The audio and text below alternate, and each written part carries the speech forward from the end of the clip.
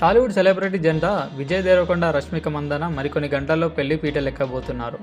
ఉదయ్పూర్లోని ITC రిసార్ట్లో ఈ wedding జరగబోతుంది. ఇప్పటికే ప్రీ వెడ్డింగ్ సెలబ్రేషన్స్తో హంగామా మొదలైంది. సినీ ప్రముఖులు, వ్యాపారవేత్తలు ఒకరొకరుగా రాజస్థాన్లో ల్యాండ్ అవుతున్నారు. విజయ్, రష్మికల పెళ్లికి ప్రధాని మోడీ కూడా శుభాకాంక్షలు తెలిపారు.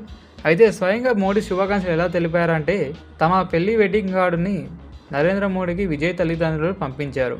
దీనిపై మోడీ స్పందిస్తూ కాబోయే వధూవరులకు విషెస్ తెలుపుతూ ఆశీస్సులు అందించారు. ఈ మేరకు భారత ప్రధానమంత్రి కార్యాలయం నుంచి ఓ లేఖను పంపించారు. శ్రీమతి మాధవి అండ్ శ్రీ గోవర్ధన్ రావు గారికి ఫిబ్రవరి 26, 2026న జరగనున్న విజయ్, రష్మికల వివాహ వేడుకకు నన్ను ఆహ్వానించడం చాలా సంతోషంగా ఉంది.